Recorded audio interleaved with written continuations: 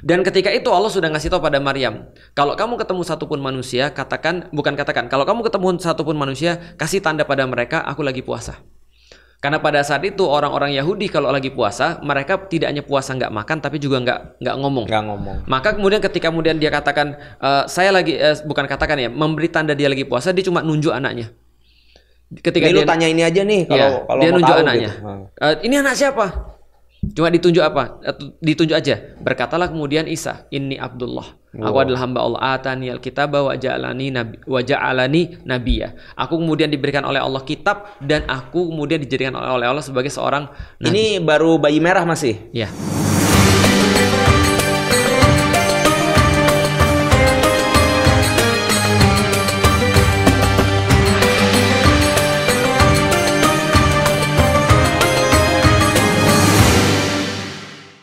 Assalamualaikum warahmatullahi wabarakatuh. Waalaikumsalam warahmatullahi wabarakatuh. Masya Allah, tidak terasa kita sudah setahun tidak bertemu, Ustaz. Iya, setahun ya. Di pembahasan Reconnect with Quran maksudnya. Karena ini kan kita mau melanjutkan sebetulnya. Oke, apa yang mau dilanjutin? Ada hal yang terputus. Apa tuh? Dari episode yang kata orang banyak dikomenin. Apa tuh? Nah, ini adalah episodenya. Ini adalah katanya ribuan nabi itu diturunkan di masa-masa itu. Ya. Gitu, untuk menyadarkan orang-orang di Kapitolia itu tadi itu. Alia Capitolina tadi itu. Betul. Nah, terus kemudian cerita kita langsung skip ke Nabi Isa. Nah, bagaimana ceritanya dari kisahnya Nabi Isa ini kemudian muncul penyebutan Nasrani. Oke. Untuk itu kita pikir karena sudah dekat maghrib, maka kita akan lanjutkan dalam episode berikutnya. Oke. Nah, itu tadi ya. Jadi masih ada pembahasan tentang Nasrani, Ustadz. Monggo silakan dilanjutin. Dengar-dengar kabar kan antum baru mengurangi jumlah 1 orang kuota di Nasrani kemarin. Iya, masuk Islam udah. Alhamdulillah ya. Alhamdulillah. Jadi apa yang mau antum lanjutin pembahasan? Jangan gitu dong ceritanya. Yang punya pengalaman dan experience dari kecil kan antum. Oke. Cerita tentang Nasrani. Cuma mungkin episode ini kita lebih perspektifnya tentang ini ya, cara Islam memandang dan pengalaman kita secara pribadi. Oh, apa pengalaman karena antum di dalam? Karena aku mencium ini konten bau-bau bakal di komen jelek sama orang nih, iya kan? Iya pasti sih. Iya. Apa pengalaman antum di dalam Kristen kira-kira? Aku merasa pembahasan tentang Nabi Isa, Yesus itu adalah pembahasan yang nabi yang paling aku ceritanya paling gak jelas. Iya. Kalau di aku sendiri ya. Di antara 5 nabi ulul azmi. Ulul azmi, iya. Ulul amri lu. Ya ulul azmi. Ulul azmi, nabi-nabi yang paling sabar tuh kan. Nah, Nabi Isa ini yang kalau aku disuruh cerita ini aku yang paling ngeblank. Oke. Ya aku tahu dia bisa ngidupin orang mati gitu ya, nyembuhin penyakit gitu. Tapi konteksnya apa gitu? Kehidupan nabi ini lahir di tahu sih 600 tahunan sebelum Rasulullah kan.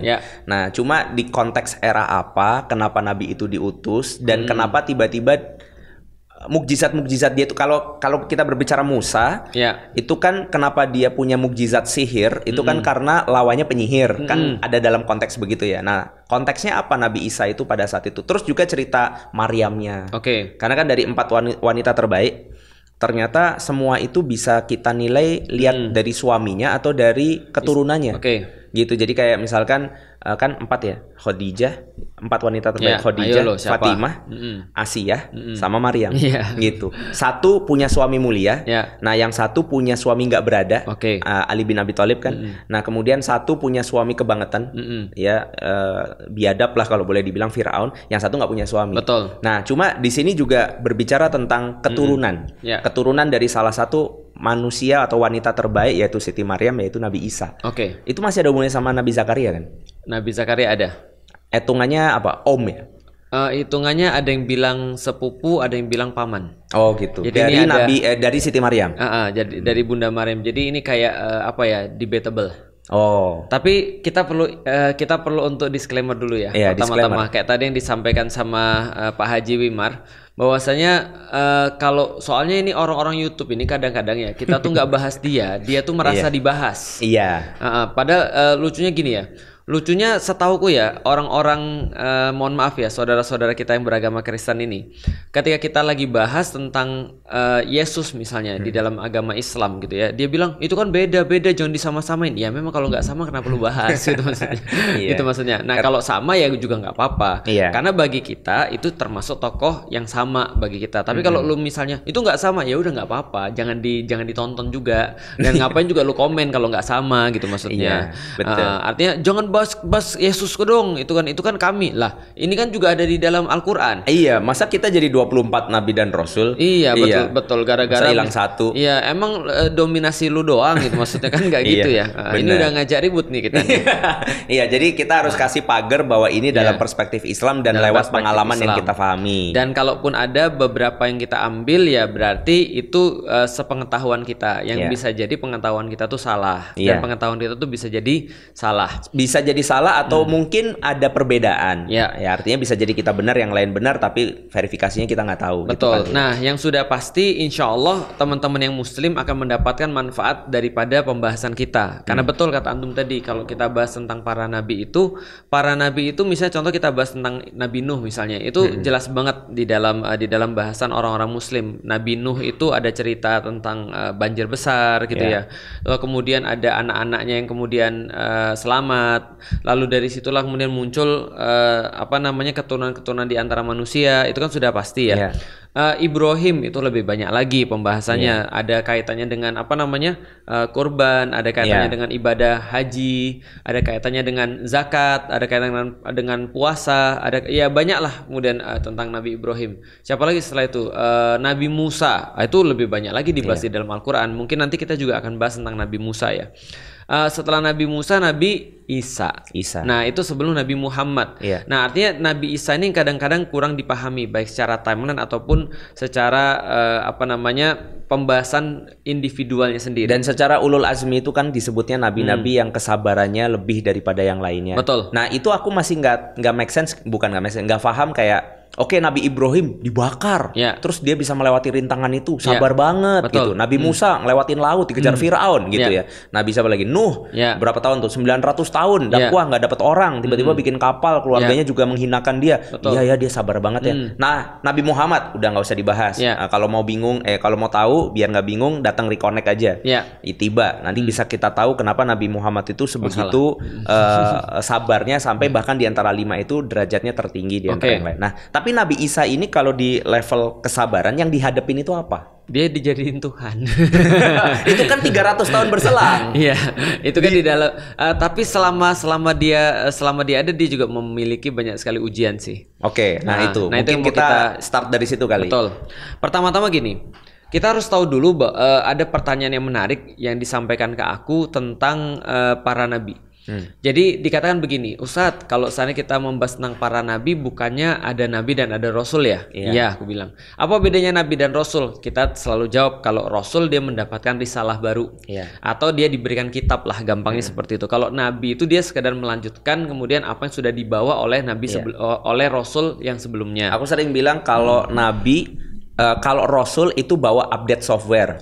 Nah, kalau Nabi itu dia cuma nginstalin software terupdate. Betul. Nah, itu bagus. Artinya kalau kita bicara tentang para nabi, misalnya kayak Musa dan Harun itu nabi.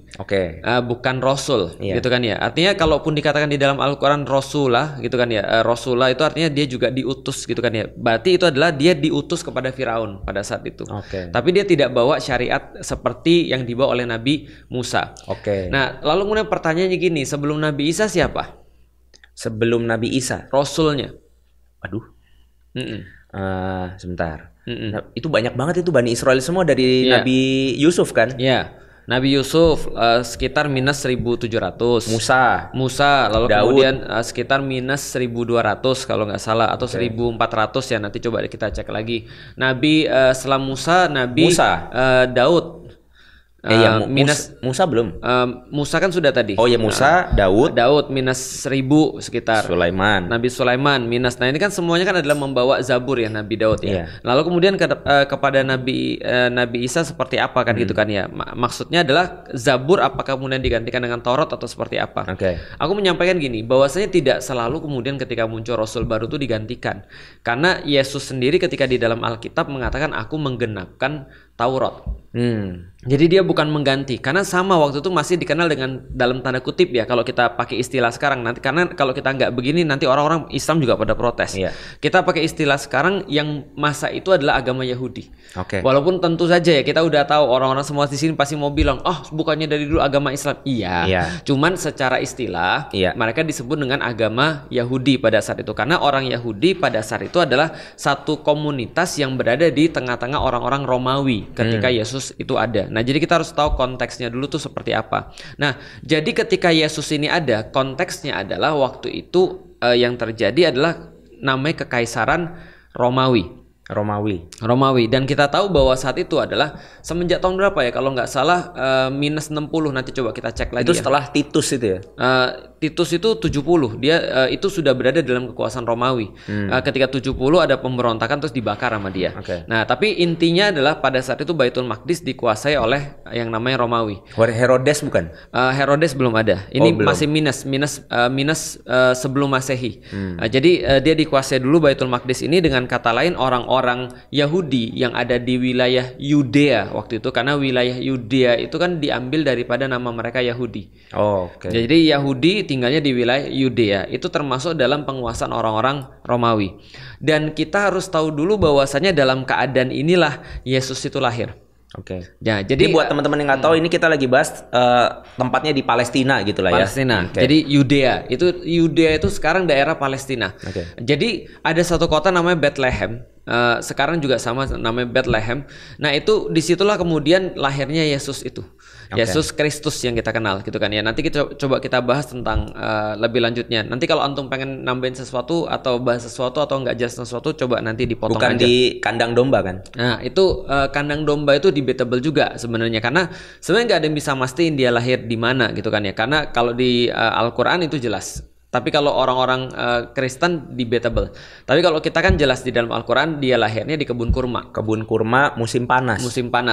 Bukan musim panas juga, tapi sekitar musim gugur. Karena waktu itu kurma udah masak. Kurma masak itu sekitar musim gugur. Jadi hampir ke musim gugur lah kira-kira gitu. Nah kalau begitu kita harus tahu dulu bahwa kelahirannya Yesus ini adalah di waktu-waktu itu. Dari siapa Yesus lahir? Dari perawan namanya Maria. Atau di dalam Al-Quran namanya Maryam. Pertanyaannya, Maryam ini siapa? Maryam ini adalah anak daripada keluarga Imron. Jadi Surat Ali Imran. Ali Imran, betul. Bapaknya namanya Imron, ibunya namanya Hannah. Lalu kemudian Hannah ini ketika dia hamil, karena memang dia senantiasa beribadah pada Allah, pada saat itu dia berdoa agar dari perutnya ini lahir orang-orang yang kelak nanti akan melayani Baitul Maqdis. Jadi akan melayani Masjidil Aqsa. Jadi Bait Hamikdas kalau orang-orang Yahudi. Jadi ibunya Yahudi dan bapaknya Yahudi. Jadi kita bisa bayangin ya. Jadi Romawi pada saat itu nggak beragama, dan mereka adalah salah satu komunitas di antara kepemimpinan orang-orang Yahudi pada saat itu, gitu ya. Nah, berarti dari situ kita jadi tahu Maryam dari sini kita jadi tahu Maryam ini lahir dalam keluarga yang baik-baik. Keluarga yang sangat religius. Nah, ketika kemudian lahir ternyata perempuan. Karena perempuan tadinya pengennya laki-laki. Karena cuma laki-laki yang boleh melayani di Bait Allah atau di Bait Hamikdas itu atau Baitul Maqdis. Itu persis posisinya ya sekarang ini. Baitul Maqdis yang sekarang ini. Sekarang nggak ada posisi yang lain. Dari dulu posisinya itu. Nah, ketika lahir perempuan nggak bisa dong jadi pelayan, tapi karena sudah diniatkan oleh Hannah dan juga Imron untuk menjadi pelayan Bait Allah lah pada saat itu ya, Baitullah kalau kita ya, kalau sana Bait Allah. Lantas kemudian dititipkanlah anak ini kepada sepupu atau paman sepupunya atau bibinya, namanya Elizabeth. Nah, jadi Elizabeth ini punya suami namanya Zakaria. Oh nabi dong itu Nabi Zakaria. Nabi Zakaria punya istri nama Elizabeth. Nah, Yahya itu satu masa kan? Nah, nanti aku cerita tentang Yahya. Nah, Zakaria dan Elizabeth ini udah tua nggak punya anak dan mereka menjadi pelayan Baitul Maqdis. Dari sinilah kemudian cerita Ali Imran tuh nyambung ke kita. Ketika kemudian Maryam dititipkan ke sana untuk melayani Baitul Maqdis atau melayani Masjidil Aqsa, dia punya tempat di situ, tempat untuk sholat sendiri. Mihrab tadi. Dia jadikan sebagai mihrab. Nah, disitulah kemudian ketika dia lagi sholat, lalu kemudian setelah selesai dia sholat, setiap waktunya ada buah-buahan di situ. Yeah. Yang buah-buahan itu anehnya tidak terdapat di tempat itu. Ada yang bilang bahwa di musim panas buah-buahannya malah yang muncul di musim dingin. Betul. Yang di musim dingin buah-buahannya malah musim panas. Kayak nggak make sense itu ada di situ. Pokoknya intinya nggak make sense. Bisa jadi lain musim, bisa jadi lain daerah. Nah, ketika kemudian Zakaria ngelihat kemudian Maryam punya buah-buahan setiap waktu, dia nanya kepada Maryam karena dia punya problem. Apa problemnya? Dia belum punya keturunan. Sedangkan tugas kenabian ini harus dilanjutkan. Maka Zakaria tuh waktu itu setiap waktu berdoa, ya Allah, ini aku bukan khawatirin diriku sendiri, aku khawatirin umatku. Kalau nggak ada yang melanjutkan aku, siapa yang kemudian mengambil tugas-tugas kenabian? Pas ngelihat Maryam dapat sesuatu yang dalam tanda kutip unusual, maka kemudian dia langsung nanya Maryam, annalaki haza, apa ini? Itu kan ya, kamu dapat dari mana? Lalu kemudian dijawab oleh Maryam, ini semua adalah dari Allah. Nah, setelah itu kemudian di situ dia sholat. Setelah di sana dia sholat. Maryam apa Zakaria? Zakaria. Zakaria. Dia langsung sholat di situ. Itu ada di dalam surat Maryam juga diceritain bagaimana kemudian doanya Zakaria. Juga dikonfirmasi dalam surat Ali Imran. Itu juga doanya Zakaria. Intinya apa? Dia bilang, ya Allah, aku sudah tua, aku sudah renta, istriku sudah menopause, istriku sudah bungkuk, rambutnya putih semua, aku juga rambutnya putih. Bagaimana permintaanku itu kemudian bisa dikabulkan? Ternyata langsung dijawab di situ. Kamu punya anak namanya Yahya. Bisa dipahami ya? Ajib. Jadi Yahya itu munculnya dari situ tuh, dari doa di mihrabnya Maryam. Sebentar, itu Siti Maryam ini mundur sedikit ya. Itu Siti Maryam di mihrab itu kan katanya dipingit ya? Iya. Aku nggak dapat konteks kenapa dia harus dipingit gitu. Sebenarnya bukan dipingit sih, tapi karena memang pelayan Baitul Maqdis itu cuma laki-laki pada saat itu, maka perempuan-perempuan tidak biasa untuk kemudian menjadi pelayan di Baitullah. Nah, maka kemudian Maryam itu sekedar menjadi ya kayak ukhti-ukhti remaja masjid lah. Jadi bukan dipingit kayak bahasa kita, cuma dikhususkan. Jadi dia nggak gabung sama laki-laki. Ini buat wawasan aja ya. Kalau konteksnya sama di Nasrani kan ada kayak biarawati. Betul. Itu mereka ngapain? Biarawati itu dia melakukan tugas-tugas pelayanan sebenarnya. Maksudnya itu apakah salah satu cara mereka untuk kayak ngikutin Siti Maryam gitu atau kemungkinan iya, kemungkinan karena tetap ada perempuan-perempuan yang perlu kan untuk pelayanan-pelayanan kan ya. Bagi kita dakwah. Tapi di zaman itu belum lazim perempuan di masjid. Di masjid jadi ketua, bukan ketua DKM, jadi anggota DKM lah. Anggota DKM. Nah, cuma karena dia punya Zakaria, maka ini bisa dititipkan. Nah, singkat cerita, Yahya itu kemudian dikabarkan bahwa dia di sana. Jadi dikabarkan bahwasanya Zakaria akan punya anak namanya Yahya. Lalu kemudian dia yang doa sendiri, dia nggak percaya sendiri kan. Ya Allah, aku minta tanda. Apa tandanya? Kamu nggak bisa ngomong 3 hari gitu kan ya, selama 3 hari kecuali dengan isyarat. Maka ketika itu Zakaria benar-benar nggak bisa ngomong sebagai bukti bahwa Allah serius ngasih dia anak. Nah, muncullah kemudian namanya Yahya. Kalau di Alkitab namanya Yohanes. Yohanes. Karena pada saat itu Yahya dalam bahasa setempat namanya Yuhan. Jadi kan Yahya, Yuhan atau Yohanes gitu kan ya. Nah, itu ada banyak Yohanes by the way, karena di dalam Alkitab juga di dalam Injil ada Matius, Markus, Lukas dan Yohanes. Iya. Bingung ya? Jadi Injil itu gini, Bible itu atau Alkitab itu ada 2 bagian secara umum. Ada perjanjian lama dan ada perjanjian baru. Perjanjian lama kalau mau gampangnya sebelum Yesus, perjanjian baru itu setelah Yesus. Berarti perjanjian lama itu yang dibawa oleh Yesus.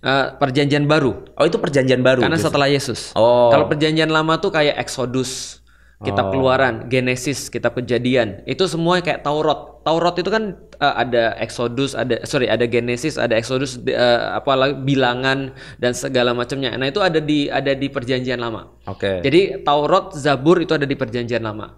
Sedangkan yang namanya perjanjian baru itu namanya Injil. Oke, berarti secara pembedanya ya, kalau di Islam kan ketika Al-Quran sudah diturunkan, maka sebetulnya kitab-kitab yang lama itu sudah tidak dirujuk lagi. Tidak dirujuk lagi. Tapi di zaman Nabi Isa justru kitab-kitab yang lama itu dijadikan kayak dasar untuk digenapi oleh Yesus. Nah, maka ada perjanjian baru itu yaitu Matius, Markus, Lukas, Yohanes. Siapa tuh orang-orang yang menulisnya? Jadi kira-kira gitu. Nah, kalau gitu kita masuk lagi ke sana. Jadi ketika Yohanes ini lahir daripada Yahya, maka kalau kita kenal ini di dalam cucunya sejarah, Zakaria. Bukan, anaknya dong. Anaknya siapa nih? Kan aku kata Allah akan memberikanmu sebuah kabar gembira dengan seorang anak namanya Yahya. Berarti Zakaria punya anak namanya Yahya atau Yohanes. Oh ya Allah, itu nama lainnya. Maaf. Ya tadi kan udah aku kasih tahu Yahya, Yohanes. Nah, tapi supaya antum nggak bingung kalau nanti antum lihat. Udah sini. Beda dengan Yohanes yang nulis Alkitab. Nulis Injil. Itu kayak saint itu bukan beda. Beda lagi. Beda lagi. Beda lagi. Kalau saint itu kayak kalau di kita mujahid. Kayak syahid gitu kan, itu saint. Nah, Yohanes di sini dikenal dalam sejarah dengan nama Yohanes Pembaptis. Yohanes Pembaptis. Karena dia membaptis orang-orang di Sungai Yordan. Ini nabi bukan sih? Iyalah, ini kan lagi nabi siapa tadi? Kan antum kan hafal 25 nabi dan rasul, Bapak. Iya, soalnya antum ganti Yahya jadi Yohanes. Ini Yesus jadi Isa masih oke nih. Kalau Yohanes jadi Yahya ini masih sinkronisasi. Kalau antum aja bingung apalagi mereka, gua ulangi deh. Iya. Ya, jadi gini ya. Zakaria itu omnya Maryam atau sepupu. Bagus. Kita nggak tahu. Dia punya istri namanya Elizabeth. Maka Maryam tuh sebenarnya dititipin ke Elizabeth.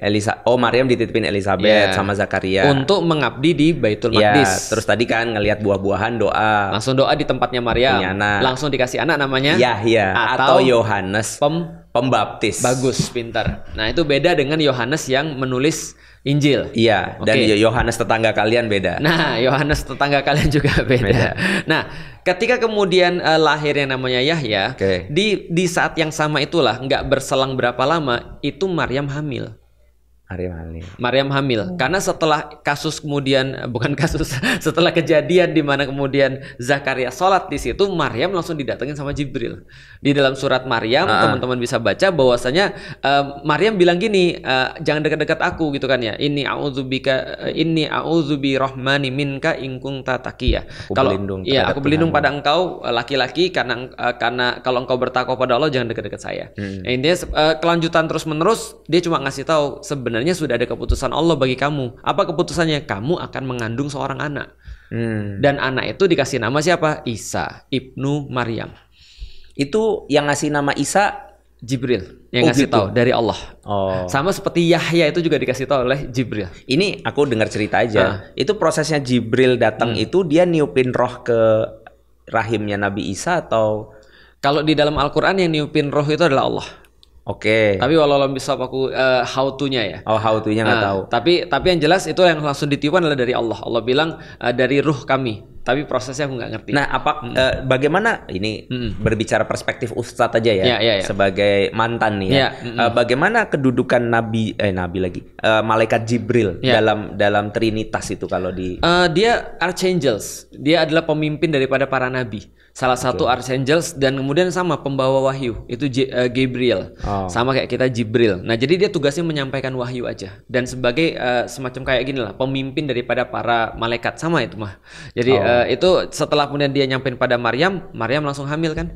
Ada referensi yang nyampe kepada kita nggak sampai nunggu 9 bulan 10 hari, tapi cuma 1 malam aja. Serius? Iya, itu ada referensinya. Maka kemudian di dalam surat Maryam juga setelah itu dia kemudian pergi ke tempat yang sepi ya. Lalu setelah pergi ke tempat karena malu. Betul, makanan syarqiyah, makanan kosia. Lalu kemudian setelah itu kemudian dia pergi ke tempat yang sepi, di pohon kurma itulah dia melahirkan namanya Isa ibnu Maryam atau Isa. Nah, Nabi Isa nih berarti lahir dalam kondisi itu. Tahun berapa Nabi Isa lahir? Nanti kita akan bahas. Tapi yang jelas dia lahir di dalam kepemimpinan orang-orang Romawi. Orang Romawi dipimpin yang namanya Caesar. Iya, Caesar itu ini melahirkan, itu Caesar. Nah, itu Caesar kalau ini pemimpinnya. Kalau Gunting itu Caesars. Oke. Dan kalau saudara perempuan? Saudara perempuan itu sisters. Nah, jadi ketika itu mereka itu orang-orang Romawi punya gubernur di daerah itu. Wali ya, gubernur. Gubernur lah. Nah, disitulah kemudian bedanya satu sama lain ya, udah jelas ya. Nah, Yesus lahir di situ dalam kondisi dia lahir di kebun kurma dalam keadaan langsung bisa ngomong. Oh. Nah, itu pendapat para ulama langsung bisa ngomong. Makanya di situ dikatakan dalam kalau ini sekadar fun fact aja, Mekah dan Masjidil Aqsa, Masjidil Haram dan Masjidil Aqsa ini kan Allah satukan di dalam Al-Qur'an ya. Yaitu adalah dikatakan ya subhanalladzi asra bi abdihi lailan minal masjidil haram ila masjidil aqsa. Itu kan disatukan oleh Allah. Maka ada Profesor Abdul Fattah pernah bilang begini, kalau di Mekah itu ada telaga, ada Zamzam, sumur Zamzam, maka di situ ada telaga Saria sama. Oh. Jadi ada kesamaan. Sumur. Jadi ada masjid, di sini juga ada masjid. Di sini ada telaga, di sini juga ada telaga. Dan Ustaz pernah ngeliatin kan, bahkan bentuk kalau dilihat dari atas tuh sama bentuk apa bentuknya namanya? Sama. Dimensinya. Kotak nggak beraturan gitu kayak trapesium. Irregular rectangle. Nah, irregular rectangle. Iya tuh kayak membahasa Inggris kan aja itu ya. Iya. Pokoknya bentuknya kayak agak trapesium dikit gitu ya. Trapesium betul. Nah, Yesus ini lahir kapan? Ini ada banyak pendapat. Karena dulu ada satu pendeta itu menjadikan kelahiran Yesus sebagai awal tahun. Jadi ketika kalender Gregorian sudah ada, belum ada kalender Gregorian, dijadiinlah 1 Masehi ini sebagai tahun lahirnya Yesus. Maka Yesus awalnya dikatakan mereka lahir 1 Masehi. Sekarang sudah tahun 2025 Masehi. Iya, berarti lahir 2025 tahun lalu. Nah, cuma aku perlu kasih tahu, setelah mereka ngelihat ternyata mereka ada yang salah menentukan tahun itu. Maka Yesus lahir itu ada 2 kemungkinan yang paling besar. 1, -6 atau -5. Masehi.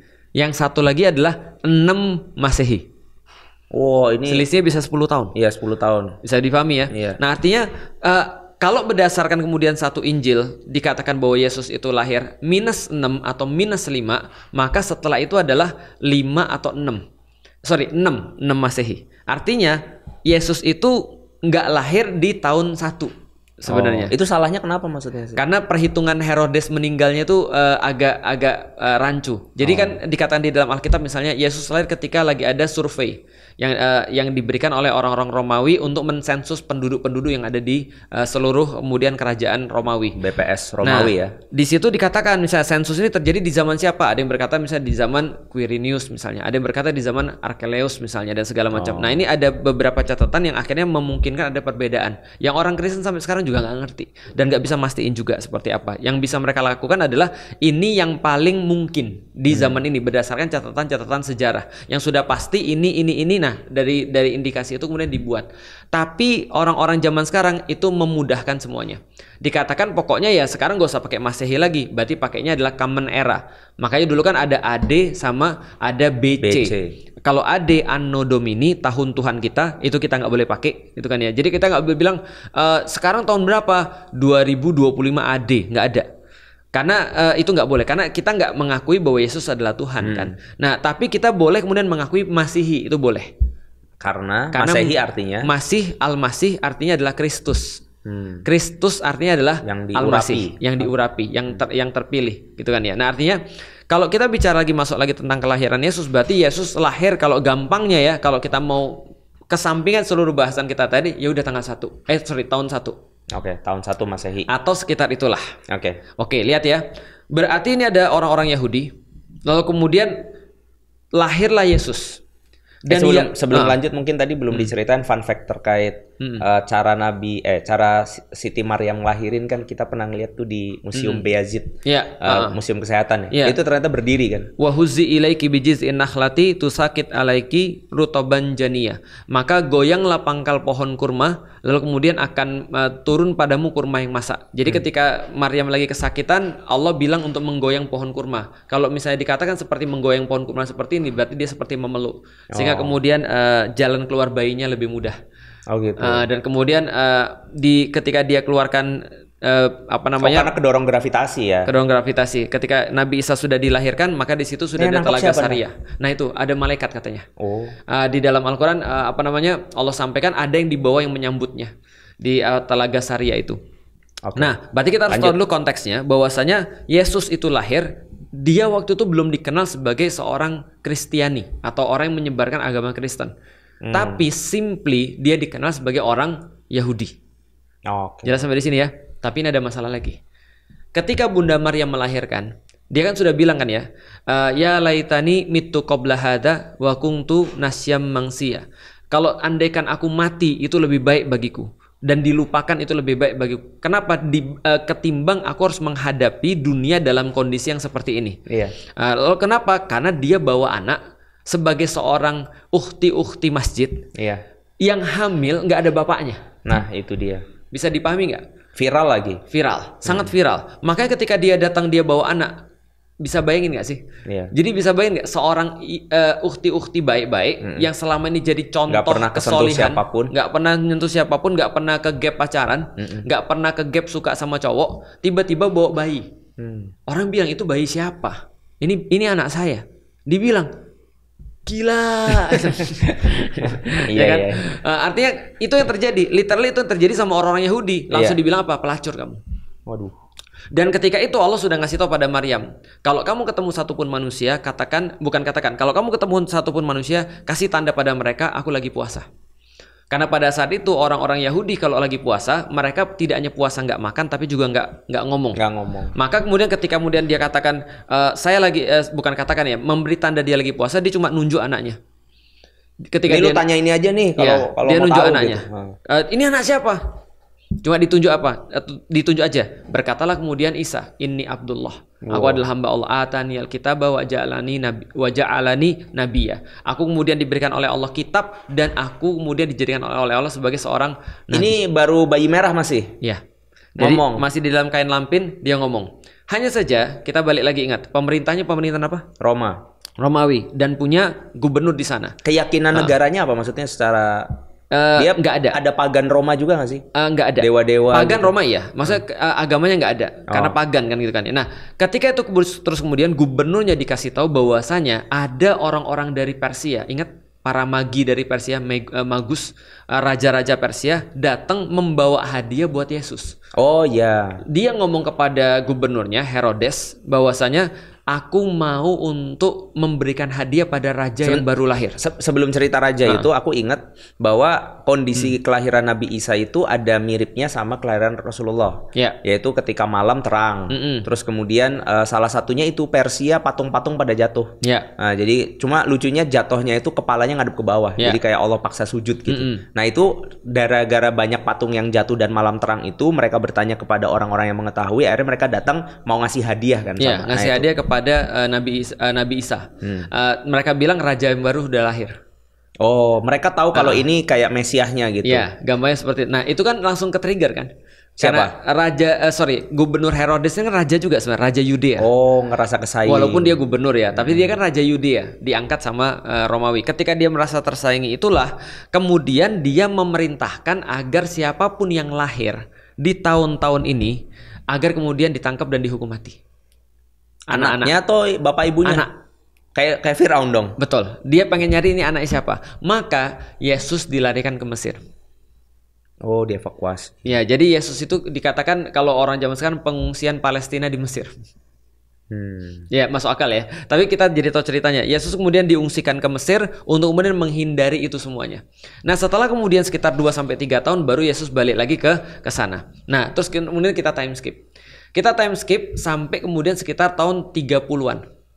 30-an. Umur Yesus berarti 30-an tahun juga. Iya, kalau kita hitung tadi antara dia kira-kira lahir 0 lah. Kira-kira 0, tapi kalau kita hitung tadi sekitar 33. Iya kan katanya 40 tahun total umur Nabi Isa, 33 tahun di awal kehidupannya, nanti katanya turun 7 tahun sampai ngadepin Dajjal. Nah, di umur 30 sampai 33 itulah dia dibaptis sama Yohanes. Dibaptis, itu konteksnya gimana? Dibaptis sama Nabi Yahya dong? Iya, menurut cerita Alkitab. Kalau kita yang mandi wajib. Oh, dibaptis itu mandi wajib. Kan permandian kan? Permandian itu ya kalau di kita kayak mandi wajib. Ini kita mau sholat Jumat kan?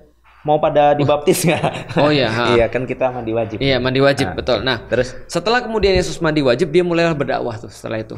Bukan mandi wajib nanti itu tadi contohnya mandi wajib. Dipermandikan kalau di kita mandi wajib. Iya dipermandikan. Oke. Intinya dibesarkan hadas-hadas besar lah kalau kita gitu kan ya kalau kita. Nah setelah itu kemudian dia mulai berdakwah. Jadi kita udah tahu kan kondisinya seperti apa ya.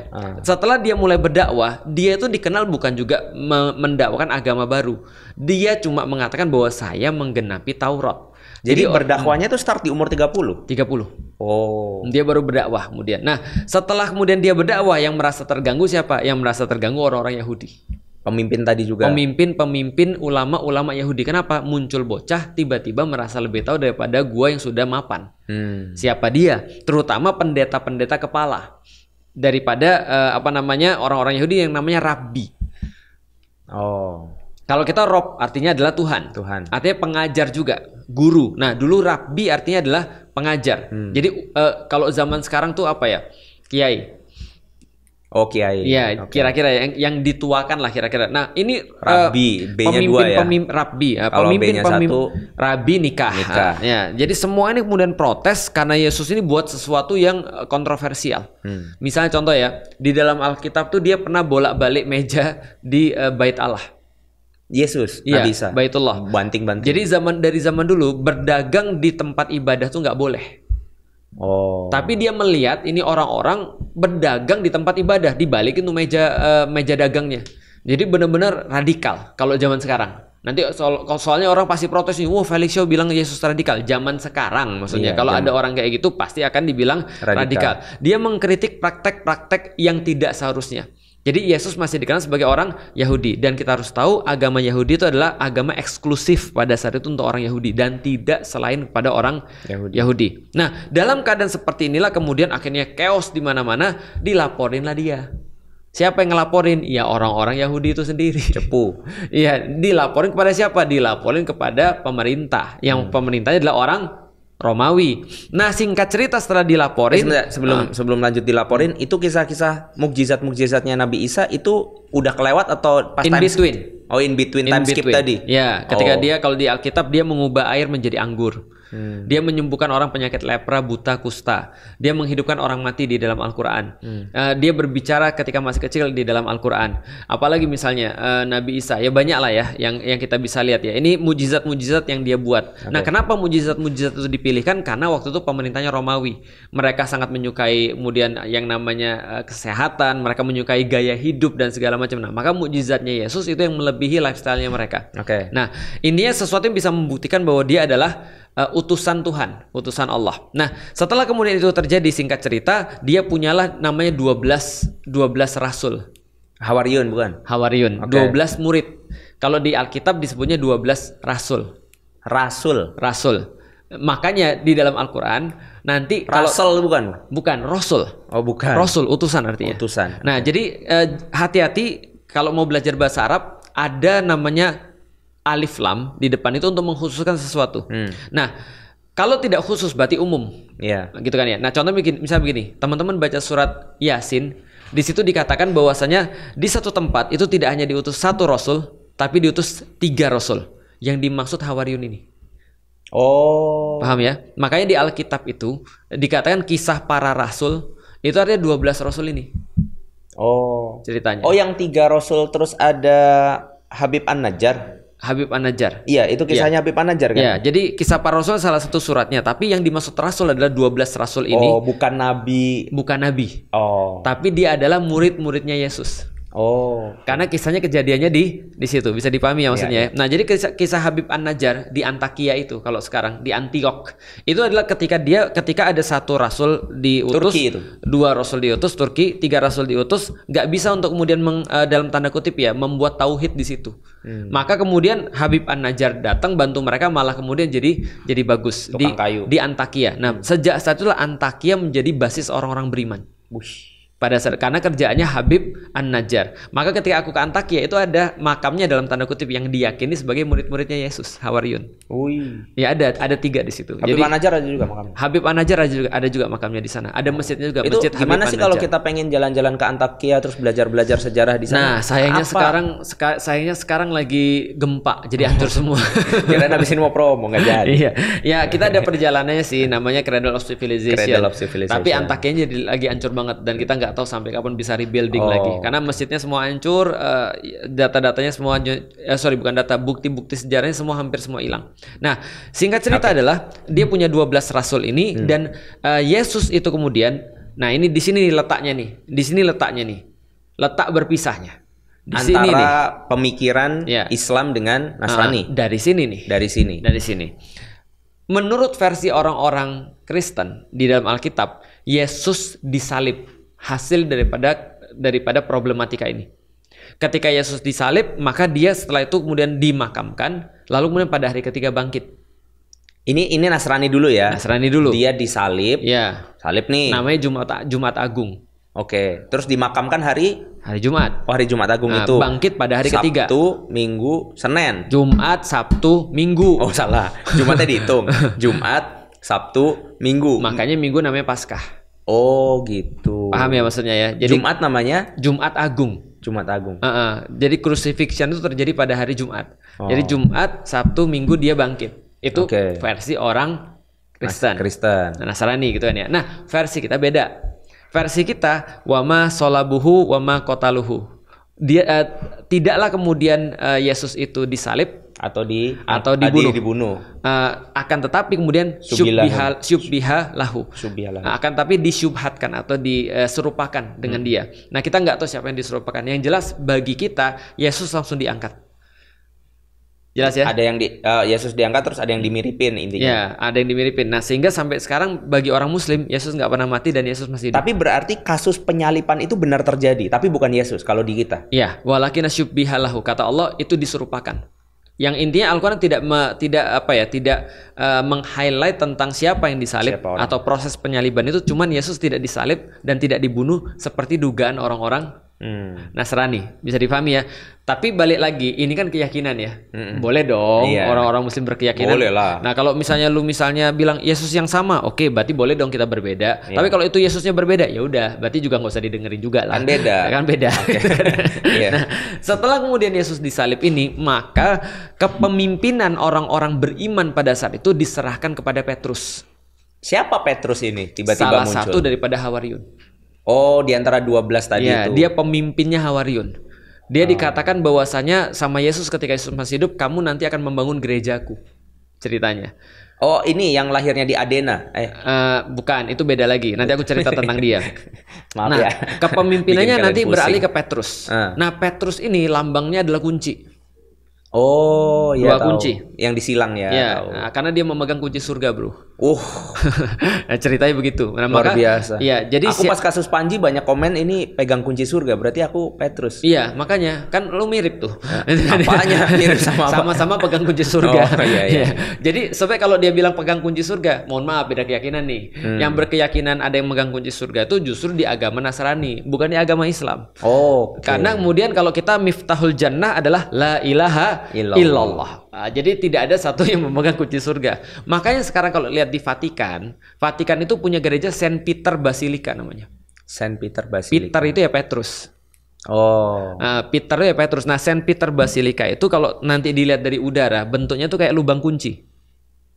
Oh ya, ini kalau dilihat bentuk bangunannya ya. Ya, itu ya. Nah, yang megang kuncinya siapa? Petrus. Menurut keyakinan orang-orang. Sebentar, ini mereka itu ya ini tapi keyakinan yang Ustadz pahami aja. Apakah orang Nasrani meyakini bahwa si kunci itu betul-betul literally secara harfiah adalah kuncinya surga atau itu simbol? Enggak, gitu? Simbol aja. Oh, simbol. Simbol aja. Artinya pada saat itu mereka adalah orang-orang beriman. Dalam pandangan kita juga sama. Jadi pasca Yesus itu sudah nggak ada ya.